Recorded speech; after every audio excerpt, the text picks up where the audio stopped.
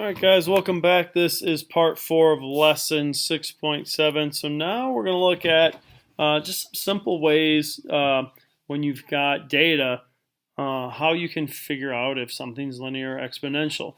We're going to do this a couple different ways. One way we're going to actually use the graphing calculator.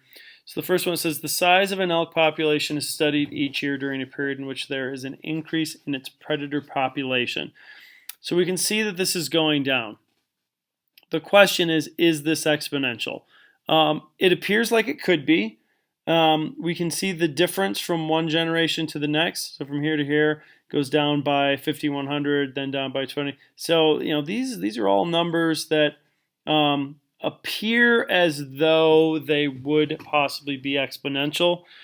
This has the look to it of these are the different percent changes that are happening from one year to the next, and then the question is it exponential or not? As we look at this, there's a couple ways we can do this. One way we're going to do this, I'm going to show you guys how to do this graphing. Okay, so we've got our values in the calculator. We can hit this nice little button called stat because we want to do some statistics. You'll see we've got edit, calculations, different tests. Okay, we're going to go to the editor and we're going to edit. Notice I have set up two tables, L1 and L2. L1, these are my X values, 0, 1, 2, 3, 4, 5. They match up with the values here in this table. And then L2, these are my values that I have for Y. Once we have those, we want to have an appropriate window. Notice our largest value is close to 10,000 for Y. Smallest is close to 200.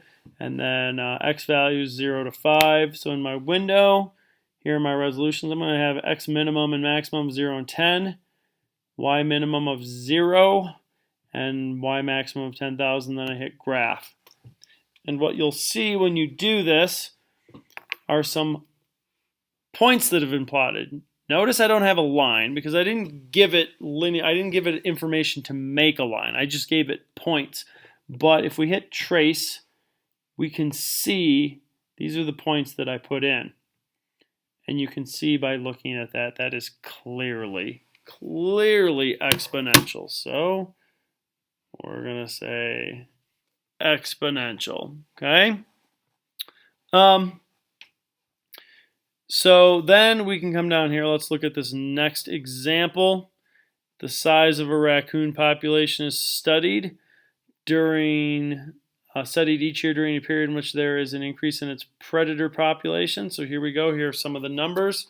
So again, I'm going to go back into the calculator. I'm going to go back into stats, edit.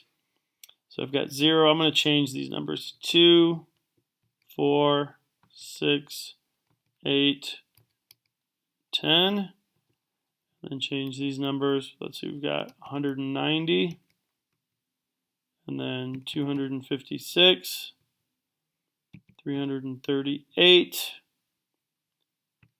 451, 611, 801. Now I'm going to set my window. See, I'm going to go X minimum 0, X maximum, let's go up to 20, get a better view. Minimum, I'm going to stick with 0. Y maximum, let's go up to 1,000, and then let's graph this. And there we go. Again, clearly an exponential function based on how it's curving in the viewfinder. So that's just one way using a graphic calculator that you can quickly take some data and find out if it's exponential or linear.